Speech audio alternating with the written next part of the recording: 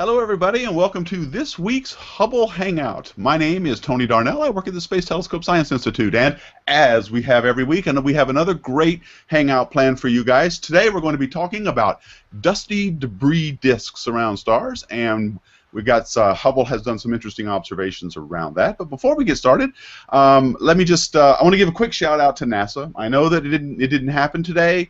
Hopefully, it'll happen tomorrow. They're going to try again with the launch of Orion. It was a lot of excitement about that this morning, and I hope it goes off tomorrow. So we'll keep our fingers crossed. They're going to try again at around between 7 and 9:40 Eastern time, I believe. So let's hope that happens. With me, as they are every week, Dr. Carol Christian. She is the outreach scientist for the Hubble Space Telescope. Hi, Carol. Hello. And also Scott Lewis, our driver of the internet. Scott, while I have you here, tell people. We're hoping that you guys will ask questions and comments or leave comments for our guests today. And Scott, why don't you tell people how they can do that? So the best way of getting a hold of us so we can actually interact with you live in this video is if you use the Q&A app, which you'll be able to access via Google Plus or YouTube. And if you're watching this after the fact, you can actually see those questions as we're answering them. They're time-stamped. We're also live tweeting, so I'll be live tweeting as Hubble Telescope. So we'll use the hashtag Hubble Hangout. So if you have any questions for any of our guests or any comments that are going on, hit us up on Twitter, and we will try to get to those throughout the show. Awesome. So yes, while we're and I've got the Q&A app right up now, and I'm also looking at the comments on YouTube. So I hope you guys will have lots of questions and comments for our guests. Speaking of which, we have Dr. Glenn Schneider. He is at the University of Arizona. Hi, Glenn. Hey, Tony. It's great to be here this morning. Welcome Thanks. to our hangout. This is it's exciting to have you. And back again, he's done a couple of these, I think, maybe, or at least one, I remember. Dr. John Debus, also from it says ESA and ARA. Aren't you? You're at the Institute, right? Oh, we don't hear you. Uh-oh. Okay. Well, while you're getting that sorted out, I'll go ahead and start the conversations here. So here's the pretext. Astronomers using the Hubble Space Telescope have completed the largest and most sensitive visible light imaging survey of dusty debris disks around stars. And these disks were likely created by collisions between leftover objects from planet formation, and they were imaged around stars as young as 10 million years old and as old as a billion years old. So, Glenn, let me start with you. You're the principal investigator. Give us some background here on what you guys did exactly with the Hubble. So, yeah, we used Hubble, an instrument on Hubble called the Space Telescope Imaging Spectrograph, which has as one of its observing modes a coronagraph, which is an optical imaging instrument that's able to greatly suppress the light from a star so you can see faint objects or faint material around stars. So with this chronographic imaging capability, and there have been other instruments on Hubble that have as well, NICMOS and ACS, and all of the disks that we observe, these systems I'll talk about, were actually previously discovered with Hubble. One or two of them were discovered from the ground. But we've gone in and used STIS by expanding and using more orbits to go really deeply and much more sensitively and map out what the structures are in these circumstellar debris systems. And as you say, this is material that's not primordial material. It's not the original stuff that these systems form from.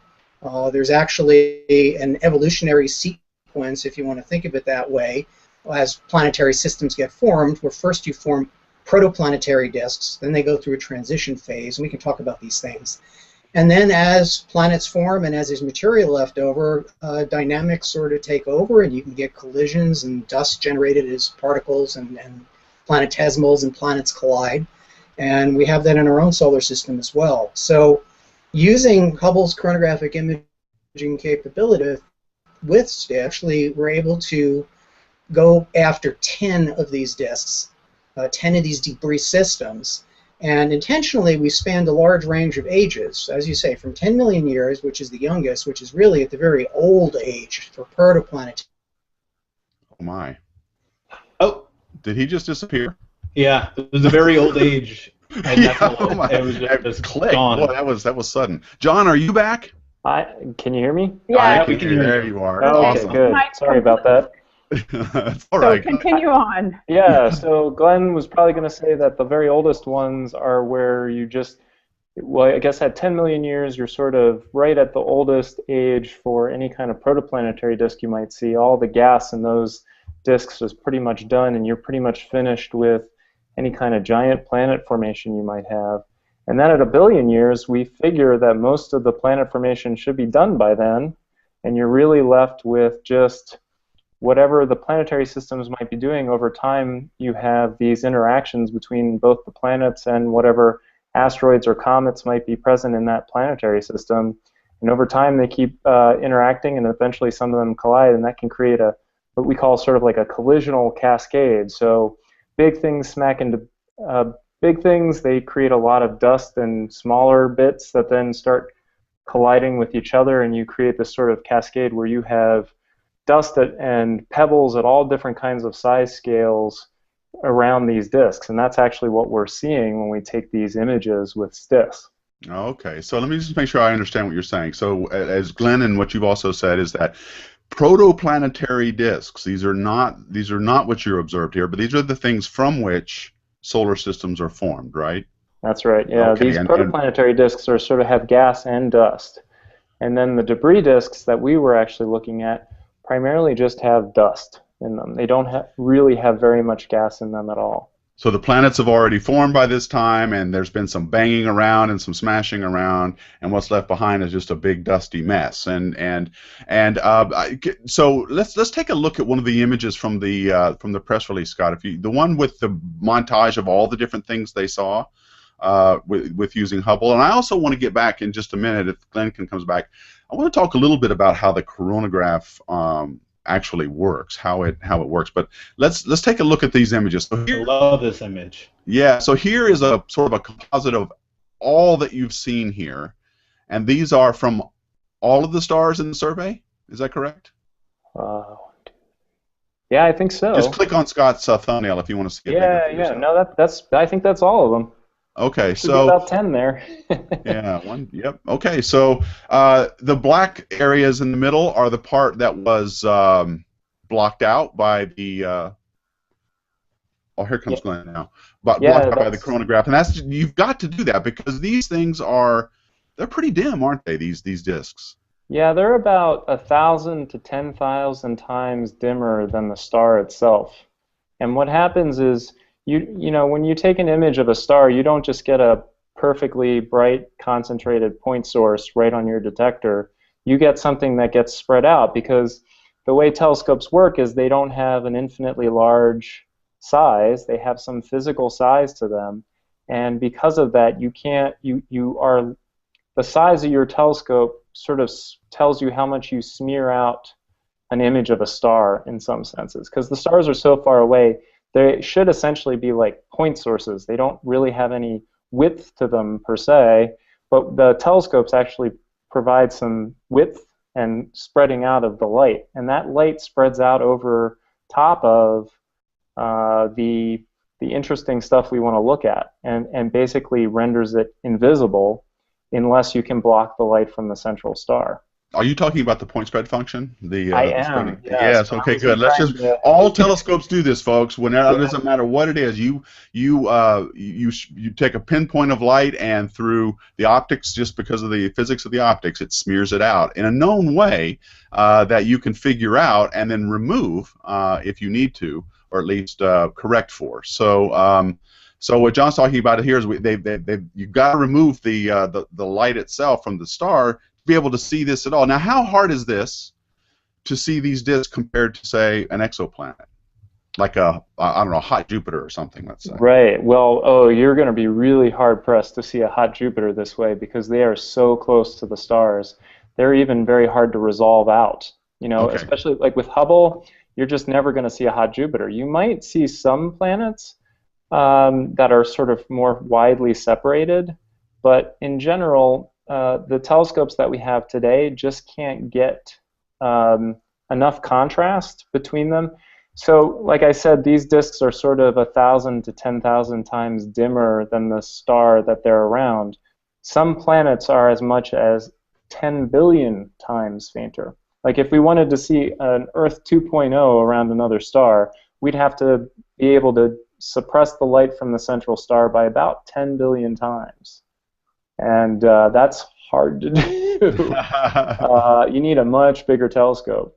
Now, there are some instruments that are just coming online on the ground at the Gemini and the Very Large Telescope, where they're hoping to push down 1,000,000 times fainter.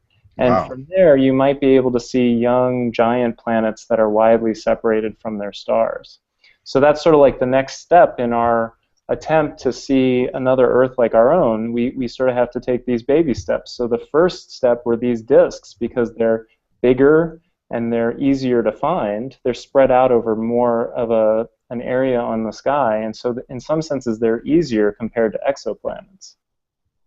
So looking at these images here of all the disks that you've collected, they all look different. Was that a surprise? It was. You sort of, when you say disk, you sort of think of something, when you're going to look at it, you're going to see basically something like a CD or a record player, and maybe it'll be tilted at some angle relative to your line of sight, right? You're not always going to be looking all the way down the barrel of a disk or only look at something very edge-on. So if you look at, say, AU-MIC at the top middle there, that's a classical edge-on disk, where the disk is, we're sort of looking right through the mid-plane of that disk, or just right, it's very edge-on, it's razor thin. And then HD 181327, which is on the left-hand side, or 107146, which is right below that, those are classical face-on disks, where you're looking almost directly above. But in any given disk, you're going to have some sort of random angle between you and that disk. But even so, a lot of these disks don't look like perfect circles. They have structure to them, and they look disturbed in many different ways. And I'm sure now that Glenn is here, he would tell you his take on what. I don't know technically what happened there. I just dropped away. So sorry, guys. Just disappeared. It was like, oh no, Glenn's gone. Sorry. While I was driving the internet, we hit a speed bump. Glenn got knocked off, but we're back. So speed bump of the internet. That's right. So we were just. Oh, go ahead.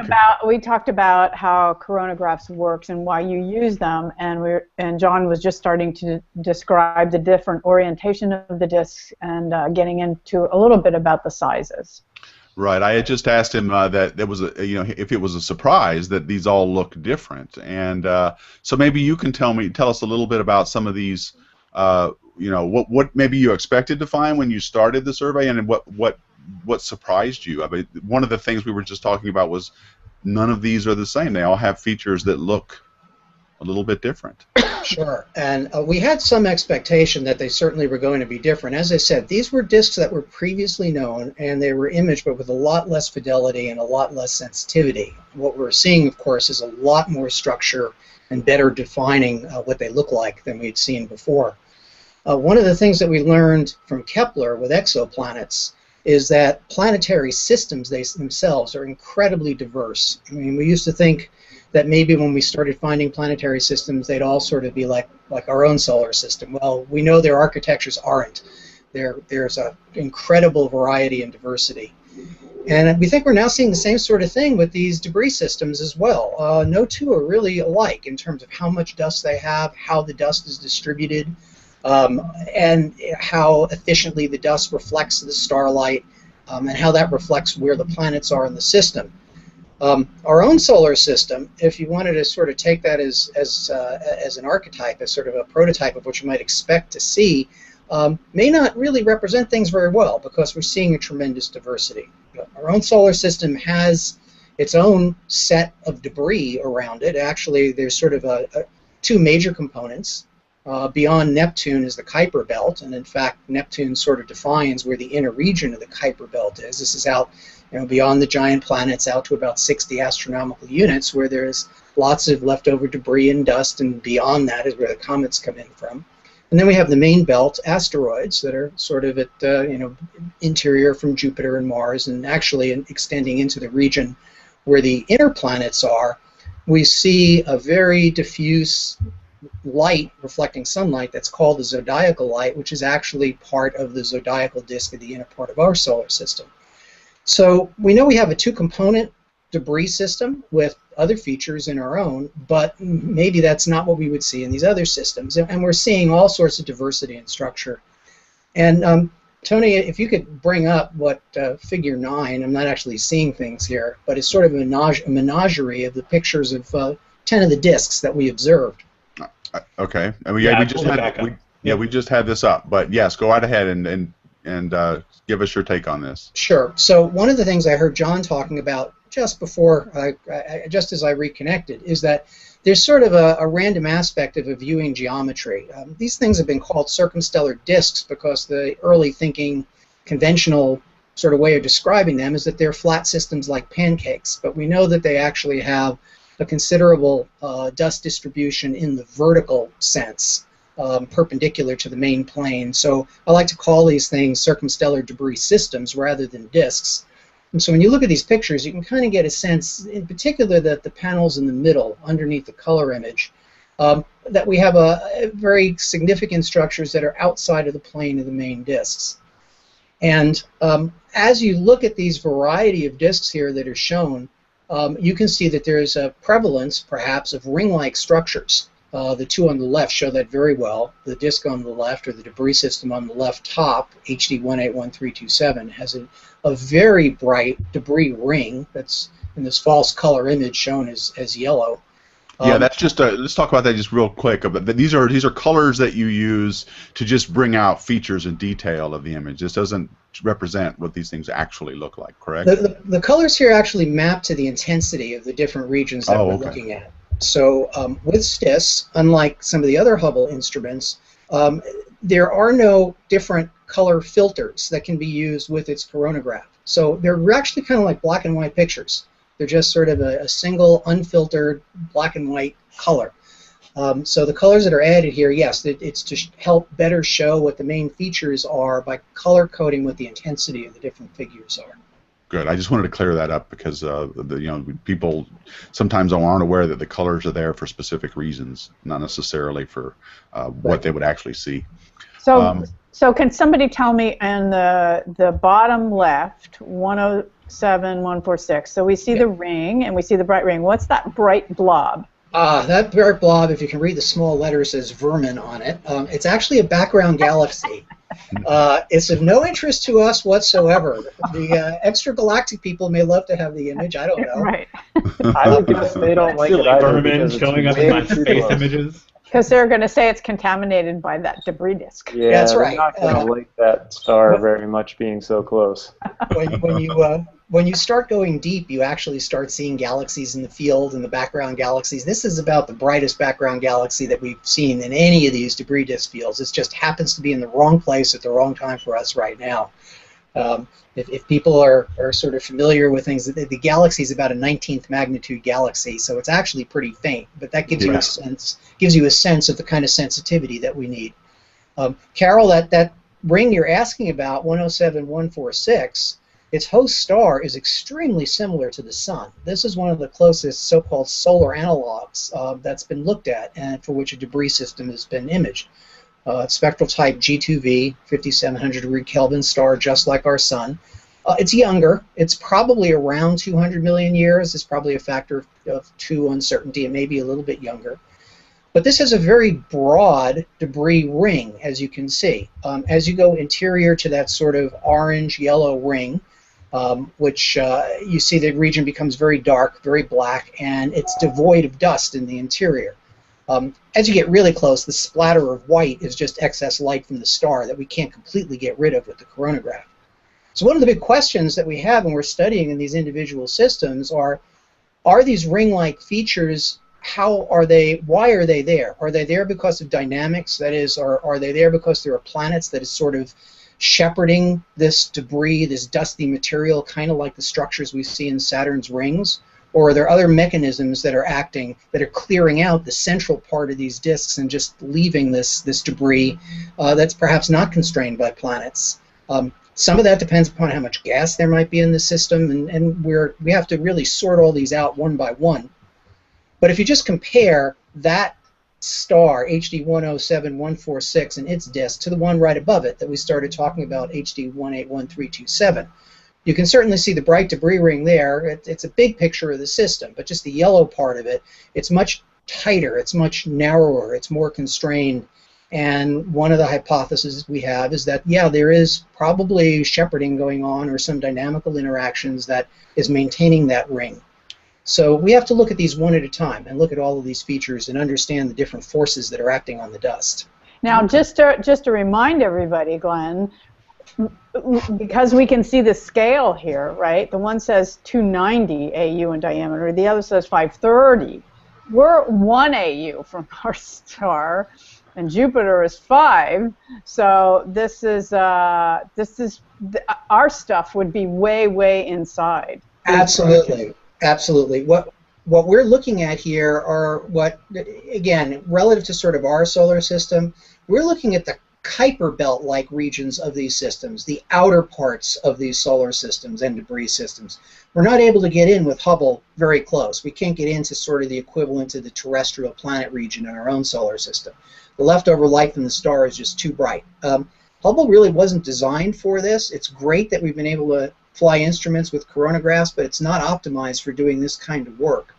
So the closest we've been able to get in on this set of stars is the one in the top middle, which is AU Mic, which is actually a low-mass star. It's an M star. You can get a sense of the scale there. It shows the inner working distance, probably hard to read, but the closest material that we see there is at about 5 astronomical units. In our solar system, about the distance of Jupiter. But this star is about 3/10 or 4/10 of a solar mass. It's a smaller star, a smaller system. We're equivalently seeing out to about the distance of Jupiter and beyond. So we need advanced capabilities beyond Hubble, which lots of people are working on and thinking about, and we hope in the next generation of space instruments, even beyond JWST, we started really addressing the problem of getting into the zodiacal dust regions, the regions where the terrestrial planets are, into the habitable zones, which we're not doing with Hubble. It's not. And John was also pointing out that there's some ground-based scopes coming up that, well, there's the VLT and the Gemini scope too, right, John? Yeah, there's the Sphere instrument on the VLT and GPI on Gemini, and both of those won't get us Earths, but they may get us giant planets that are a little further out.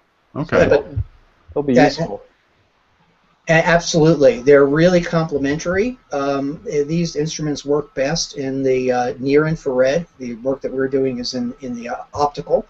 Some of those VLT, which is returning great stuff, and Sphere and GPI, they also have sensitivity to dust. And so being able to study the debris that's left over, and I should say, which hasn't been said before, is that the material that we're looking at is small stuff. It's small grains. It's micron or several micron, or in the infrared, tens of micron size material. So this is why we call them debris. They're powdery materials. They're left over when you smash stuff together. We don't have sensitivity in the optical and the near infrared to see the big stuff, the rocks, the planetesimals themselves.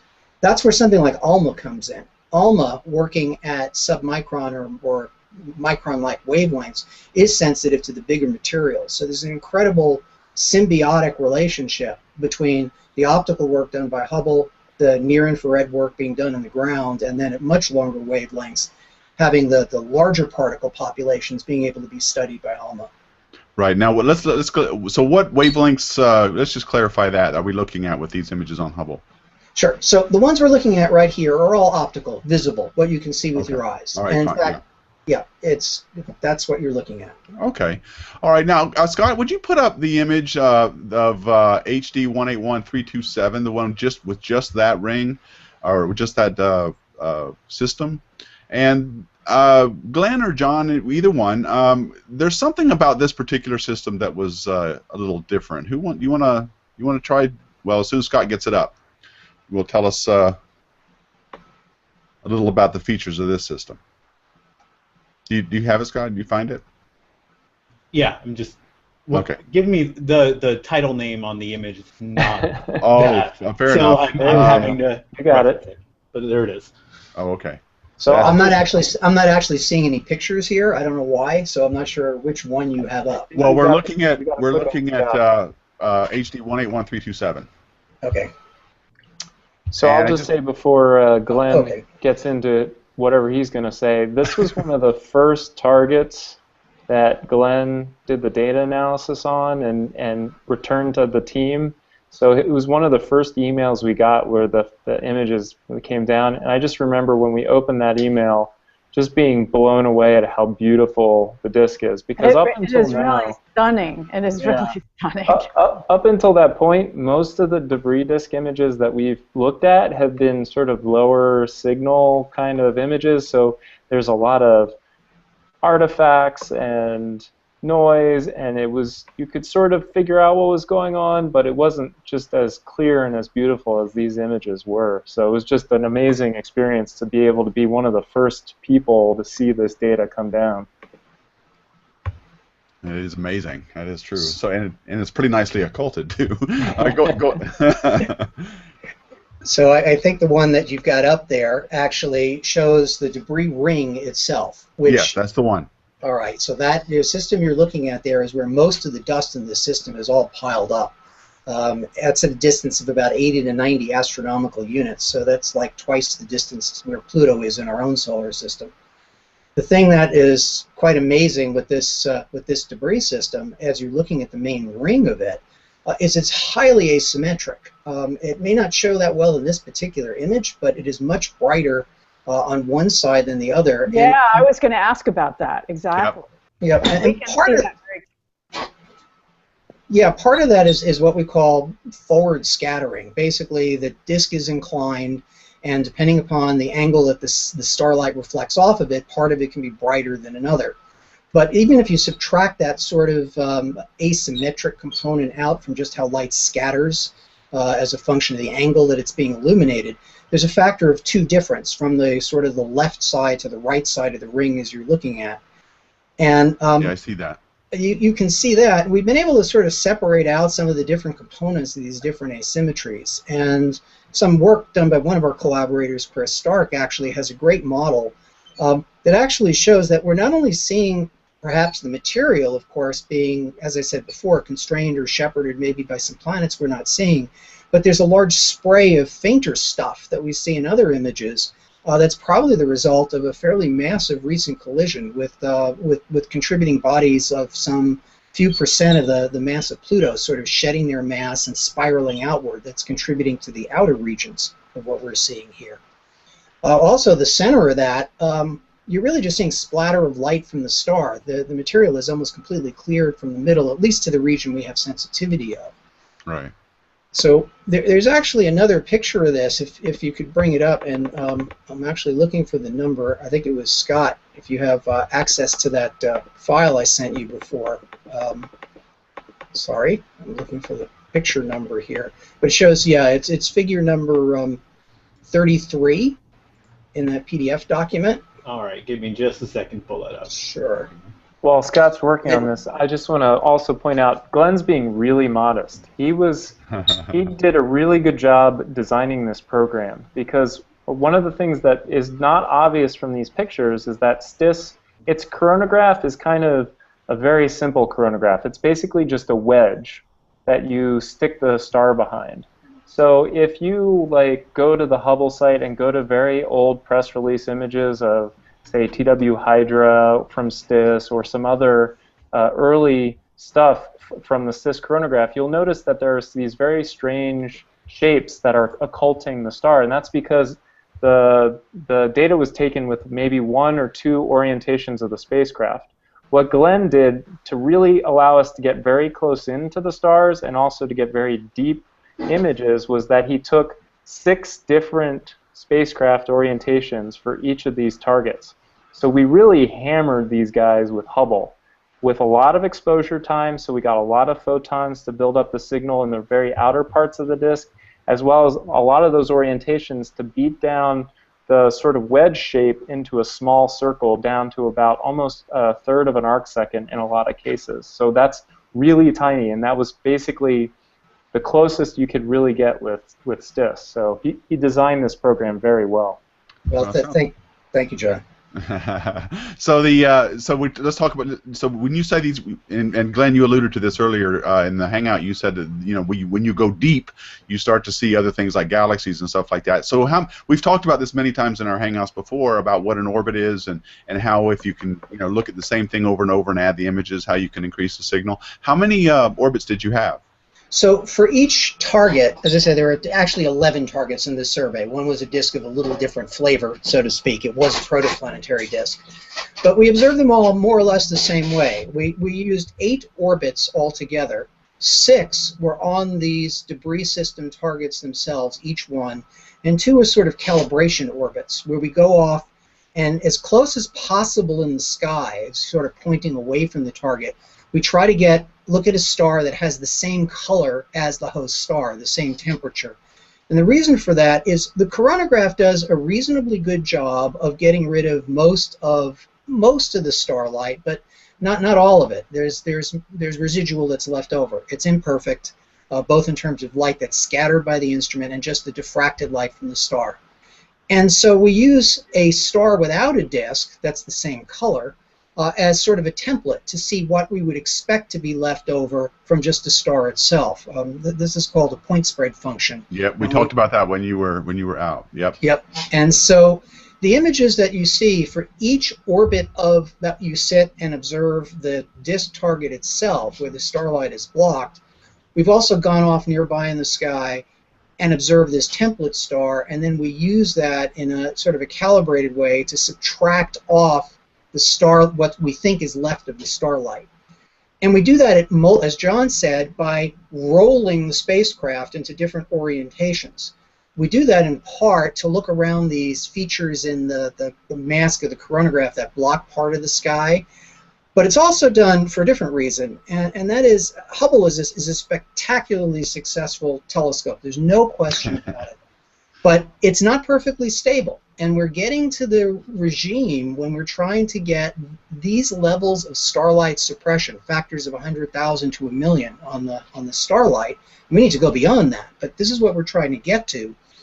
And Hubble goes in and out of Earth orbit about every 93, 94, 95 minutes, depending on where how the orbit's decaying.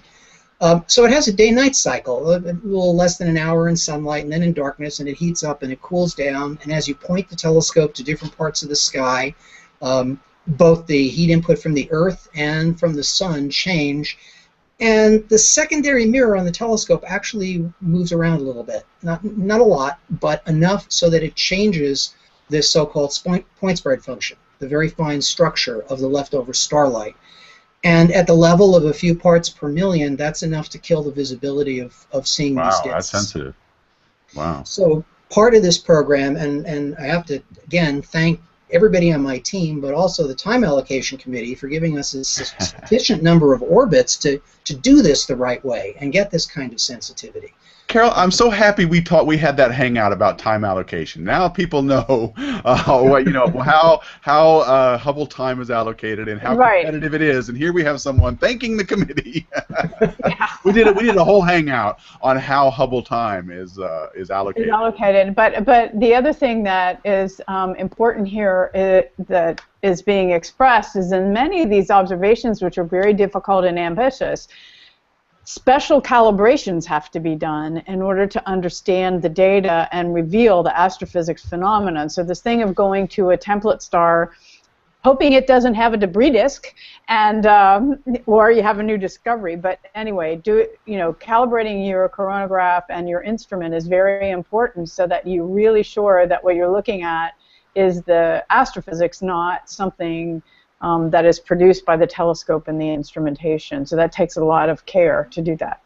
So there's two things we're able to accomplish with these 6 orbits of science time per target. One is the usual sort of thing where you can go very deep. We exposed about 12,000 seconds roughly on every pixel and on average for each of these stars, for each of these debris disks. But the other is not controlling, but being able to psych out what these artifacts that get introduced when you subtract off the point spread function, because the telescope is not completely stable. It's not perfect, but it gets us not only much deeper, but much greater efficacy, much better fidelity in the images to really allow us to see these kind of structures. So this figure that's up right now has 3 panels on it. The one in the lower right focuses primarily on the debris ring itself. The top one is a black and white image. The bottom one is a color coding of that image. And this is really meant to show this sort of asymmetry and in that we see in the surface brightness distribution along this ring. And you can see that on the top it's much brighter. That's sort of if that's the direction towards Earth, you might expect it to be brighter if the particles there are just scattering starlight more efficiently in the forward direction. But sort of along the main axis of the disk, you can see it's sort of elliptical because it's tilted with respect to our line of sight. The 2 edges, the 2 ANSA on the right side and the left side are very, very different in their brightness by about a factor of 2. So that could be for a number of reasons, and one is intrinsically that there's a difference in the dust distribution, the number of particles on one side than on the other side. And that's the kind of thing we sort of see in our own solar system with like the effects of the Trojan asteroids out at the orbit of Jupiter, just sort of collecting and in these gravitational points that are more stable. So there could be influences of planets going on here that are helping maintain these asymmetries. And this is one of the things we're looking at in all of these disks. We sort of call them signposts of planets. We can't see the planets themselves, but we can set limits perhaps on their masses and where they are, and also where they can't be, where things wouldn't be dynamically stable in terms of the dust features that we're seeing. Oh, you're actually alluding to something I wanted to get to about the planets themselves. Go ahead and finish your thought, and then I'll ask it. Sure, and just switching to the going very deep, what we're seeing in this bottom right image is the ability of what we get of being very stable, of seeing those sorts of features and those small differences.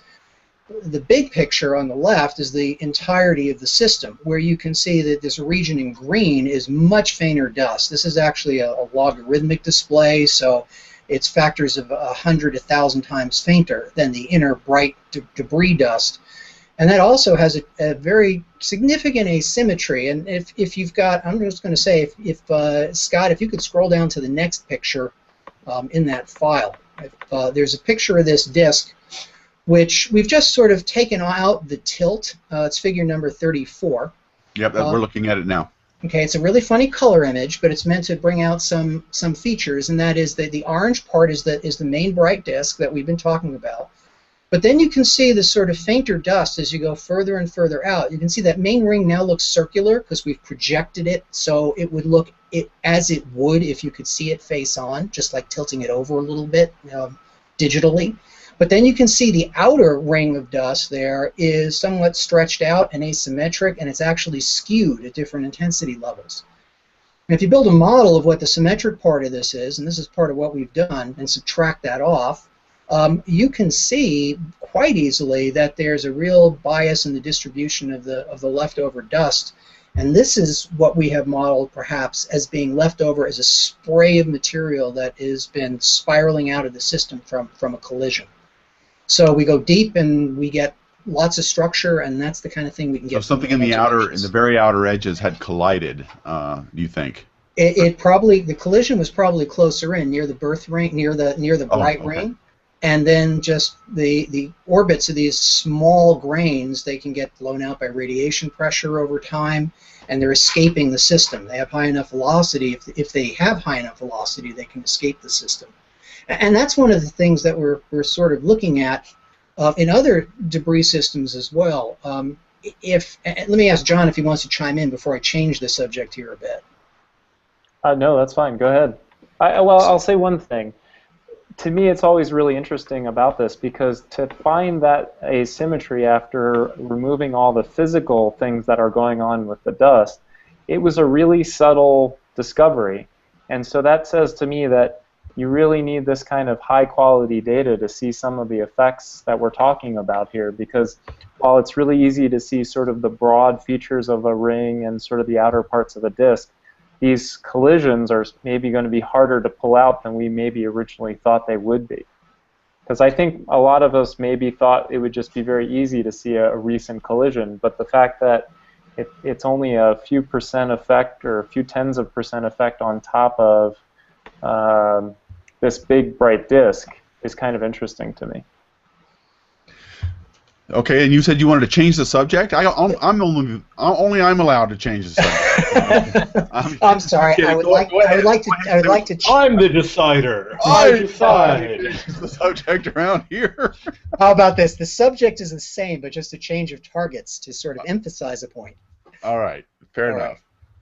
If we go for a minute to figure 38, and let me explain what this is. This is the star I was talking about before. That's the lowest mass star that we've looked at that has a nice scattering debris disk that we've imaged in the same fashion. It's called AUMIC. It was actually discovered on the ground back, I think, in about 2004, if I have the year right. But we've been able to now push in to, right now, 5 astronomical units with STIS. We've actually used a new mode with the instrument we tested out last year, which is allowing us to get to about 2 astronomical units. But it was a test, so it's a much lower signal to noise. We're now exploiting that capability in the next observing cycle coming up with several targets, so we can push closer. The figure up on the top, and again, these are all false color images. This disk, unlike the one that we were looking at, where you could see this nice ring because you were looking at it almost from the top down, this system is seen edge on. If people are familiar with the Beta Pictoris disk, the first debris disk ever imaged, this is a similar viewing geometry. We're looking at this disk from edge on. But the thing you can see immediately, comparing the right side to the left side of the disk, out at right around 12 astronomical units on the left side, there's this big bump on the left side, the top left. You can see how asymmetric that is, and it's actually much fainter than on the right side of the disk. So material there somehow is extruding or extending into the vertical direction much further, but perhaps we have to be very careful about inferring the densities of the particles from their brightnesses. This is part of the work that we have to sort out. The disk can be brighter because of the properties of the particles, or because of what the density of the particles are. But there's an extreme asymmetry there, which perhaps could be due to one or more planets. This is one of the things that we need to look at. And the third image from the bottom, the second image down, right underneath the top one, actually is a factor of 2 going out further in the system. The one on the top is a close-up. Then we go further out to about 100 astronomical units, and then the figure below that actually stretches out vertically the system, so we can see all those wavy lines are lines of equal brightness, isophotes. So we can see how the scattering brightness changes as you go around this disk, kind of accentuated in the vertical direction. Now this gives you a sense of the asymmetry in the vertical direction, even though we can't really see this system from the top down. What we see there is on the left side of this disk that if you look at the sort of midline of where all these isophotes are, you can put a straight line right through that to the star. On the right side, though, the isophotes dip well below that and then recover as you go to the outer part of the system, and that's opposite the direction where the bump is on the other side. Now, I'm doing a lot of hand-waving description here, but these are the kind of perhaps dynamical effects, the asymmetries, that can really start telling us about not only where there might be planet presence, but where planets might be excluded as well. And this is the kind of ongoing work that still is in progress and needs to be done with a lot of these data. Excellent. So this is a great segue into what I wanted to ask you about next, which is the planets themselves. We've already learned from this hangout that protoplanetary disks are parts of the early solar systems from which planets come, and then the planets form, and these debris disks appear later in the evolution of a system. And these isophotes, these things you're showing us now, are telling us a little bit about the geometry of the planets, not the geometry, but a little bit about maybe the planets in the system. I guess it is more or less direct, influences from the planets, and you've also said that you can tell where the planets are not based on some of the topology of the debris disks themselves. Is there any plans to say, and let me just preface this by saying we've done a lot of talk here on Hangouts about exoplanets, so people know about radial velocity methods and transit methods of finding planets. Are there any plans or any measurements of the planets' masses themselves besides what you're learning from these debris disks? Well, if we had enough sensitivity to image the planets in these systems, we'd love to do that, or the inferred planets in these systems. Right. Hubble generally doesn't give you that. There are future plans for future missions. For example, there may or may not be a coronagraph of much greater sensitivity to go much closer, flown as an augmenting instrument in what's called the W-FIRST AFTA mission, which primarily is an extragalactic cosmology mission. Yeah, we did a hangout on that too. All right, there may be, the exoplanet community is really hot on putting a coronagraph to share a little bit of time on that instrument. If so, it would be great not only for studying disks getting into the zodiacal regions, the inner parts of those systems, but would be able to get down to, unfortunately, probably not Earth's directly imaged with that, but getting down to super Earths or into the giant planet regime fairly easily. When I say easily, with a lot of work. It's beyond Hubble to get to those sort of planets close in. But this is what we're looking towards for future missions. Future mission. Well, this is also a good little opportunity for me to take a comment from YouTube. This is from SSR98, who is asking, and this is related to some of the things we're talking about, how much, if any, will the ELT in Chile increase our views of these disks? And the ELT is the extremely large telescope. We have the very large telescope, and then we're very creative with the names of our telescopes. Right. Yeah. John, can you answer that? Yeah, well, I don't know a lot about what they're planning to do with the ELT, but it's, I think, going to be several tens of meters in diameter, so it's going to be way bigger than anything that's currently been built on the ground so far. And so what you get with a bigger telescope, if you have really, really good adaptive optics from the ground, is you get a much sharper image, which gives you much higher contrast. So if our 8-meter and 10-meter telescopes, which is what the Gemini and the VLT telescopes are, can get down to 1 million or 10 million times fainter than the star to see an object, then if you double or triple the size of your mirror, you've got a much bigger lever arm to hopefully pull out fainter objects around there. So I don't know enough about the ELT to know exactly the specifications, but I know that they're really hoping to be able to directly detect planets with these much larger telescopes. Because again, if you have a sharper image, you're basically pushing most of the light of the star much closer into the star, and so that gives you sort of a better playing ground to do some of these types of techniques where you either process the data afterwards or you use special coronagraphs to suppress the light of the star. Yeah, I also wanted to go back a little bit to AUMIC, just because it's actually a cousin of Beta Pictoris, this famous first debris disk that was ever observed.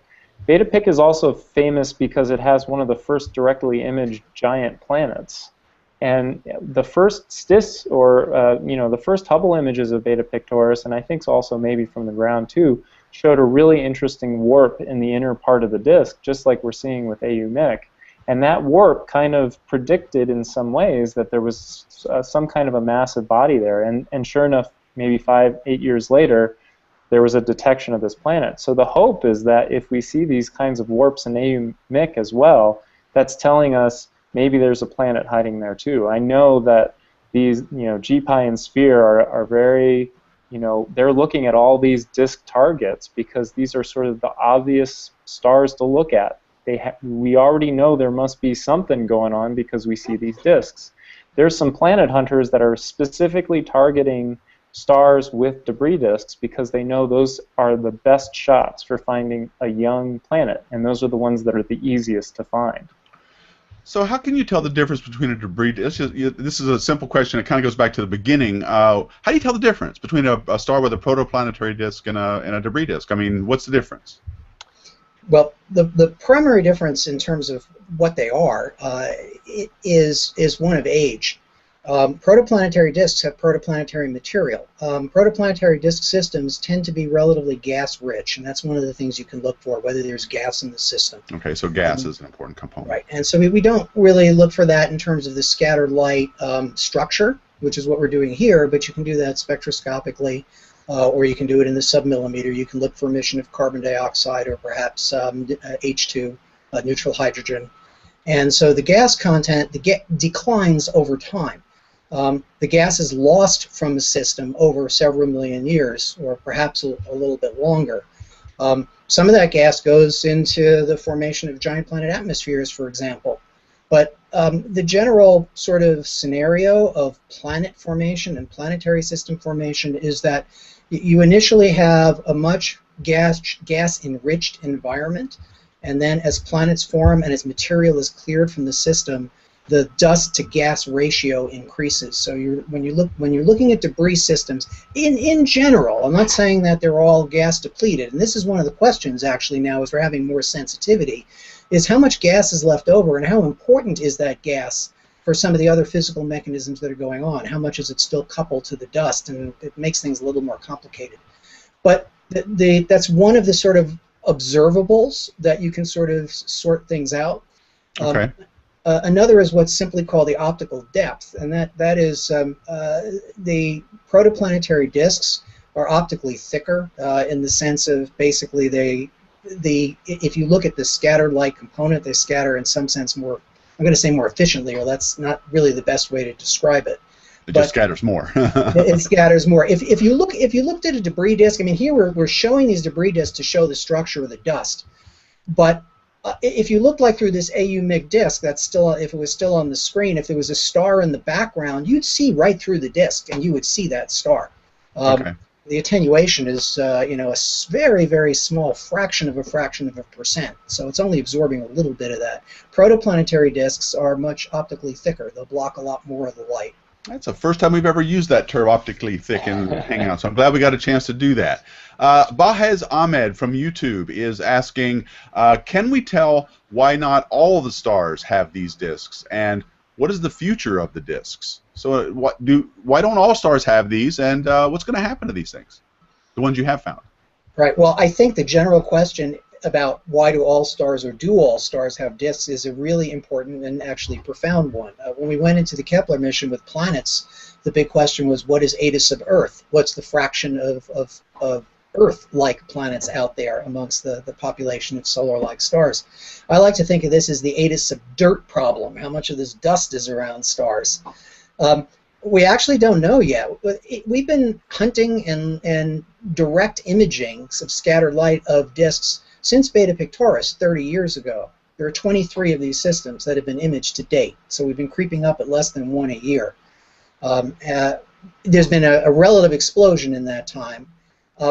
We think that over time there may be less dust. That's certainly true in the early evolution of these systems, but the dust that we're seeing in older systems, gigayear systems, and even in our own solar systems, is there because the population of dust particles is being replenished, even in our own solar system, with collisions of planetesimals and asteroids and replenishment from material coming off of comets. So we're looking at not something that it's sort of quasi-stable. It's not like it's retained things from the beginning of formation out to the end game, but there's replenishment of stuff. I should say that our debris disk in our own solar system is really tenuous.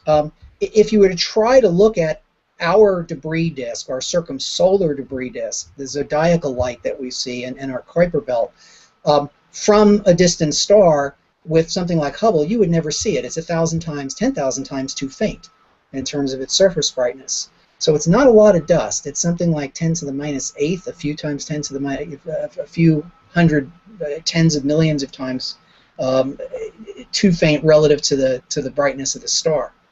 So there's probably a lot of dust out there around stars, but we just don't have the sensitivity to detect it. Okay. All of these stars we're looking at have lots of dust, much more than our solar system by factors of thousands. Okay, so let me get to some of the Q&A questions real quick because we're running out of time and I want to we're getting some interesting ones. Cecil Morgan from the Q&A asks, has this significantly changed planetary system modeling?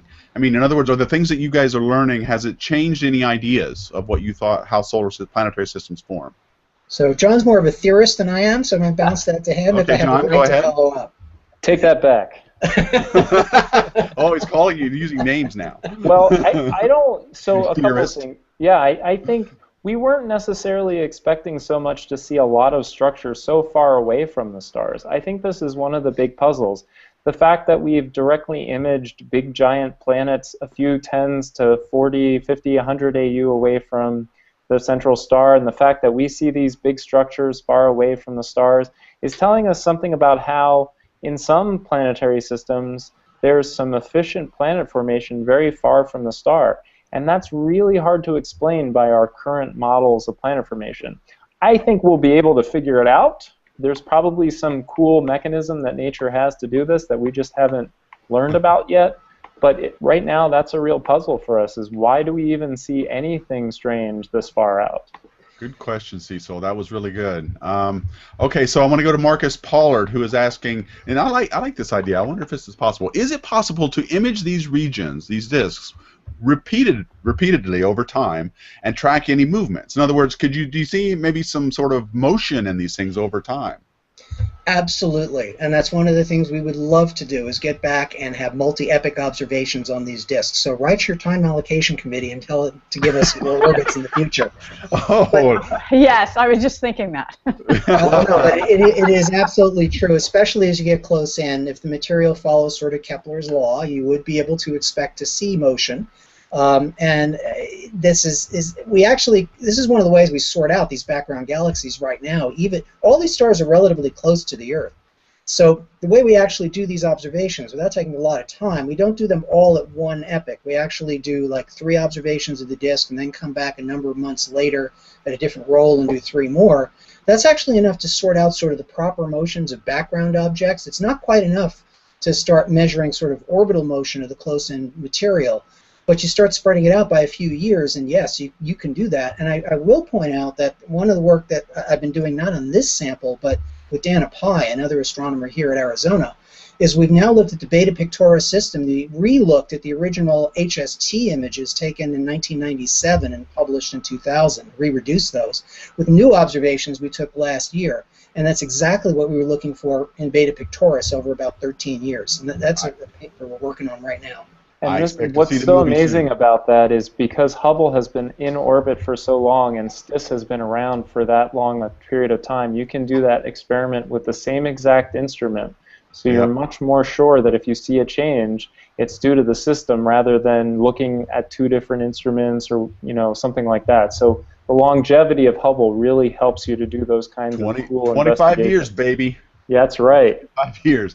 Sev Dust Bunny, and I think I'm going to have to stop here because we're running out of time.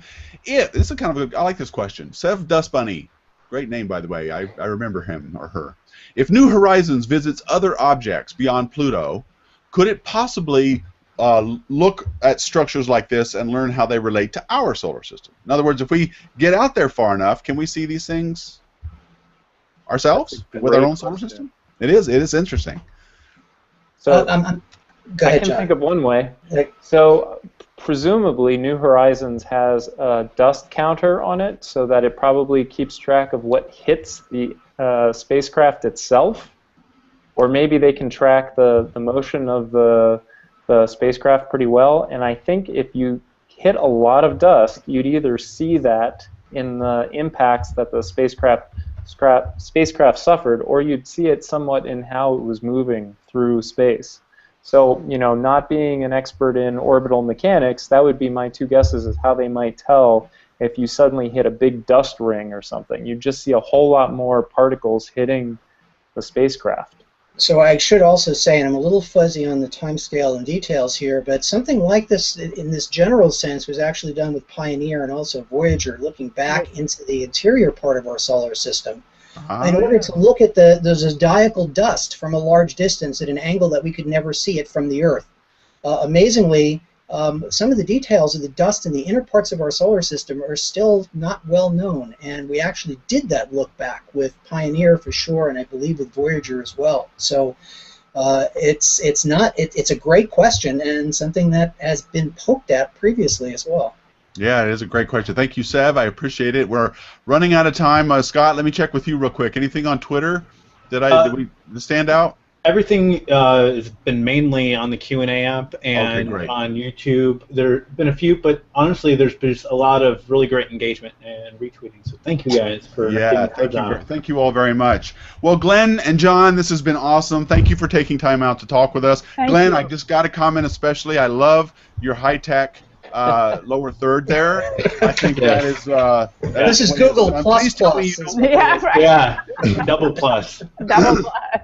Double plus good. Yes. Please tell me you don't still use overhead projectors during talks. No, but I have my Sharpie right here just in case. So you're ready just in case. Right? But when you get old school laptop. When you get handouts, do you use a zero machine? A mimeograph, yes. Hand out mimeograph. No, I just love it. I just had to bring. I had to comment on that. Yeah. Okay, so thank you, and we hope you guys will come back when you find out more stuff, get more observations, and when you make that movie of Beta Pic, we want that. Yes. So let's take a look at that stuff. So thank you both very much. Thanks very much. Thank you very much. That was great. Good. That was awesome. All right. All right, guys. Well, that's it for this week. Thank you all for watching. Next week, we have a special hangout planned at a special time. It will be 2 hours early. I'm going to let Scott tell you about next week. What's going on? Next week, we're going to be talking with some members from the Dawn team. So actually, I'll be on location at Jet Propulsion Laboratory in Pasadena, California, with Carrie Bean, and we'll most likely have Max Muschler, because right now, Hubble has the highest resolution image of Sirius, but Dawn is on its way there, and in the next few months, we'll have the new highest resolution. So this is more of a passing of the torch story, and seeing what Sirius has done and what we've learned from Hubble of it, and has inspired the scientists of the Dawn mission to look into Sirius. All right. So we'll be at 10 o'clock Pacific, 1 o'clock Eastern. 1 o'clock Eastern, and look for the events on Google Plus and stuff sometime either later today or tomorrow. And but just remember, it'll be a couple hours early. So learn about all things series next week. Thank you guys for watching. Carol, thank you. Awesome. Thank you. Yeah. All right. Fun. That's great. All right, that's it. Very interesting. All right. Thanks so much. Thank you all for watching. And as always, keep looking up.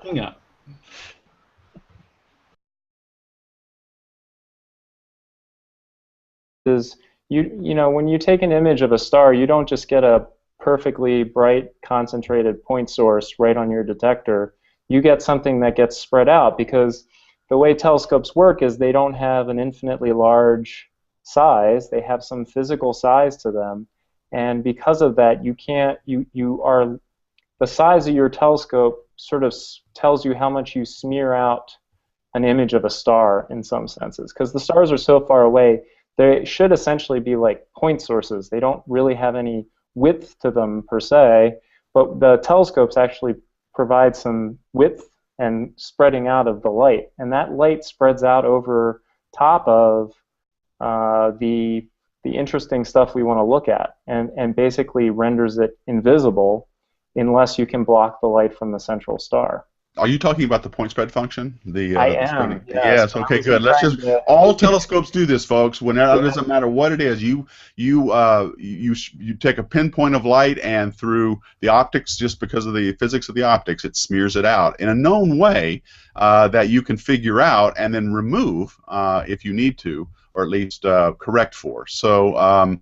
So what John's talking about here is you've got to remove the light itself from the star to be able to see this at all. Now, how hard is this to see these disks compared to, say, an exoplanet, like I don't know, a hot Jupiter or something, let's say? Right. Well, you're going to be really hard pressed to see a hot Jupiter this way, because they are so close to the stars. They're even very hard to resolve out. You know, especially like with Hubble, you're just never going to see a hot Jupiter. You might see some planets that are sort of more widely separated, but in general, the telescopes that we have today just can't get enough contrast between them. So, Dr. Glenn Schneider, he is at the University of Arizona. Hi, Glenn. Hey, Tony. It's great to be here this morning. Welcome to our hangout. This is it's exciting to have you. And back again, he's done a couple of these, I think, maybe, or at least one, I remember.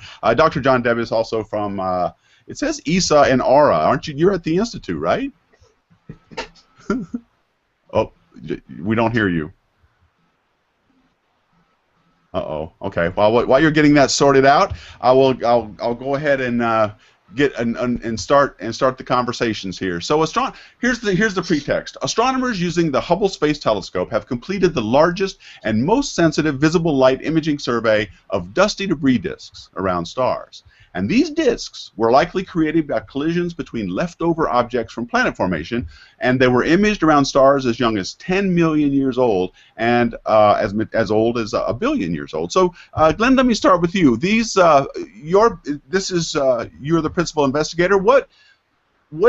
Give us some background here on what you guys did exactly with the Hubble. So, yeah, we used Hubble, an instrument on Hubble called the Space Telescope Imaging Spectrograph, which has as one of its observing modes a coronagraph, which is an optical imaging instrument that's able to greatly suppress the light from a star so you can see faint objects or faint material around stars.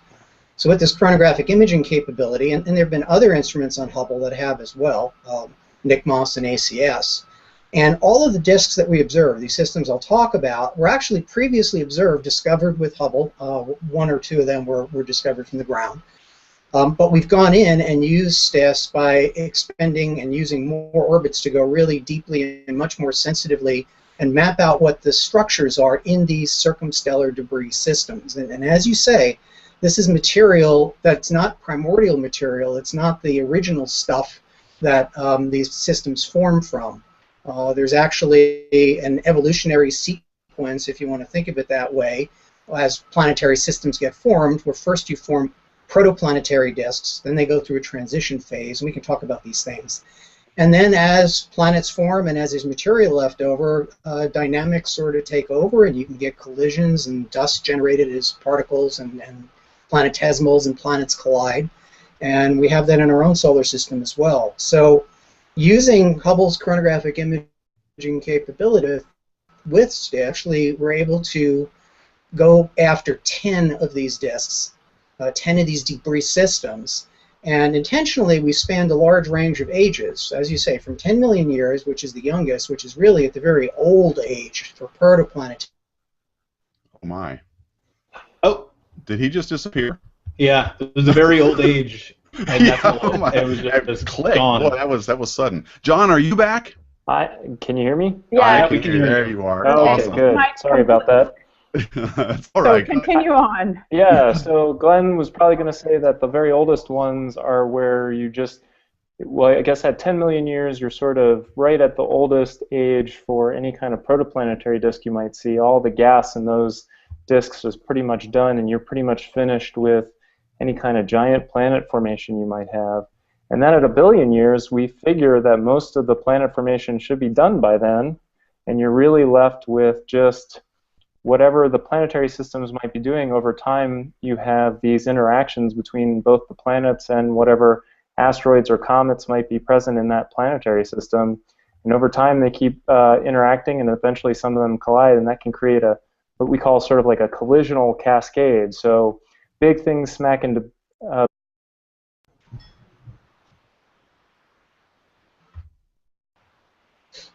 Hello, everybody, and welcome to this week's Hubble Hangout. My name is Tony Darnell. I work at the Space Telescope Science Institute, and as we have every week, and we have another great hangout planned for you guys. Today, we're going to be talking about dusty debris disks around stars, and we got Hubble has done some interesting observations around that. But before we get started, let me just I want to give a quick shout out to NASA. I know that it didn't happen today.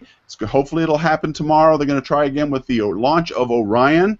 It was a lot of excitement about that this morning, and I hope it goes off tomorrow. So we'll keep our fingers crossed. They're going to try again at around between 7 and 9:40 Eastern time, I believe. So let's hope that happens. With me, as they are every week, Dr. Carol Christian. She is the outreach scientist for the Hubble Space Telescope. Hi, Carol. Hello. And also Scott Lewis, our driver of the internet. Scott, while I have you here, tell people we're hoping that you guys will ask questions and comments or leave comments for our guests today. And Scott, why don't you tell people how they can do that? So the best way of getting a hold of us so we can actually interact with you live in this video is if you use the Q&A app, which you'll be able to access via Google Plus or YouTube. And if you're watching this after the fact, you can actually see those questions as we're answering them. They're time-stamped. We're also live tweeting, so I'll be live tweeting as Hubble Telescope. So we'll use the hashtag Hubble Hangout. So if you have any questions for any of our guests or any comments that are going on, hit us up on Twitter, and we will try to get to those throughout the show. Awesome. So yes, while we're and I've got the Q&A app right up now, and I'm also looking at the comments on YouTube. So hope you guys will have lots of questions and comments for our guests. Speaking of which, we have big things. They create a lot of dust and smaller bits that then start colliding with each other, and you create this sort of cascade where you have dust and pebbles at all different kinds of size scales around these disks, and that's actually what we're seeing when we take these images with STIS. Okay, so let me just make sure I understand what you're saying. So as Glenn and what you've also said is that protoplanetary disks, these are not what you're observed here, but these are the things from which solar systems are formed, right? That's right, yeah. Okay, these protoplanetary disks are sort of have gas and dust. And then the debris disks that we were actually looking at primarily just have dust in them. They don't really have very much gas in them at all. So the planets have already formed by this time, and there's been some banging around and some smashing around, and what's left behind is just a big dusty mess. So let's take a look at one of the images from the press release, Scott. The one with the montage of all the different things they saw with using Hubble. And I also want to get back in just a minute, if Glenn comes back. I want to talk a little bit about how the coronagraph actually works, how it works. But let's take a look at these images. So I love this image. Yeah, so here is a sort of a composite of all that you've seen here, and these are from all of the stars in the survey. Is that correct? Yeah, I think so. Just click on Scott's thumbnail if you want to see it. Yeah. No, I think that's all of them. Okay, Should be about 10 there. Yeah, one. Yep. Okay, so the black areas in the middle are the part that was blocked out by the. Oh, here comes Glenn now. Blocked out by the coronagraph, and you've got to do that because these things they're pretty dim, aren't they? These disks. Yeah, they're about 1,000 to 10,000 times dimmer than the star itself. And what happens